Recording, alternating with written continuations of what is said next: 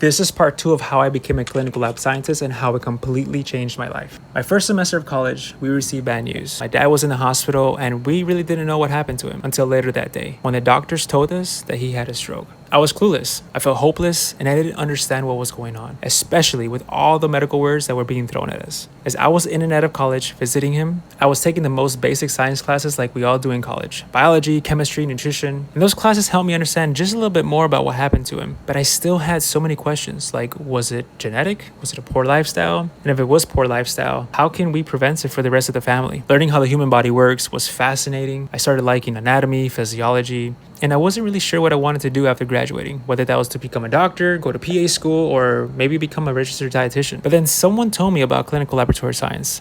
I asked around, talked to a mentor, and thought it was a really cool career to pursue.